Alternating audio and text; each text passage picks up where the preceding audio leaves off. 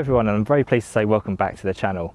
I've had about 3 months off for various reasons before coming back to you with my MGB for another video. So what are the reasons for those few months off? Well, they're not all to do with cars, so I'll explain a little bit about that now. You may remember the last video I did was my 1,000-mile round trip to Scotland in the XK8, and prior to that was my trip to Wales in this car to do a bit of camping.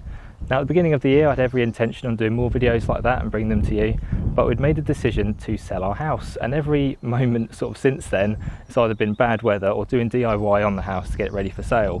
One of the jobs I had to do was move the Lotus Esprit from my current house to my parents' so that it was more saleable. Not everyone appreciates a dismantled 70s classic car outside the house, and I'm very pleased to report that we have actually sold our house now. So we're on the lookout for our next family home, hopefully one with a double garage where I can continue that restoration in a bit more of a controlled environment and bring you updates on that this summer.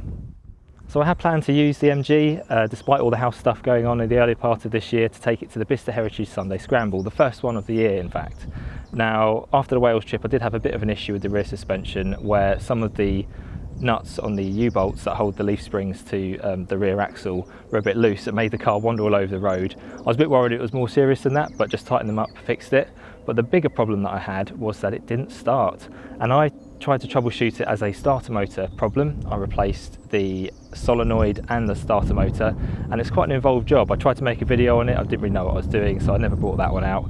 And I replaced the starter motor, and you have to remove the distributor, you have to move the oil filter, and it's a bit of an awkward job. I thought it would take a lot less time than it did.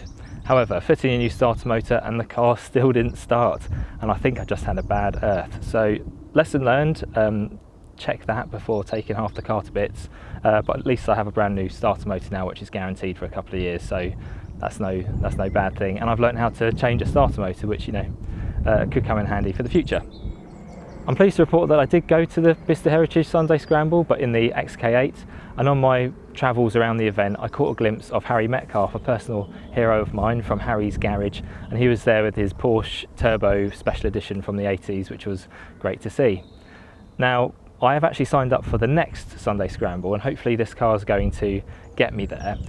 So the next couple of weeks I'm going to try and just do a bit of a shakedown, make sure everything's working. I've also noticed that my front headlights don't work, so I'm going to have to change those, whether that's for sealed beam or the kind of halogen bulbs sort of conversion that you can do to make it a bit more practical.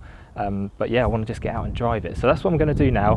Hopefully you'll join me as a bit of a ride along in this car as I have fun in it again. But thank you everyone for sticking with me and sticking with the channel. I see that we're nearly approaching 4,000 subscribers now, which is really great to see, and I'm going to bring you lots more content for the rest of this year, as well as some updates on my house move and hopefully a more permanent place to do my Esprit restoration.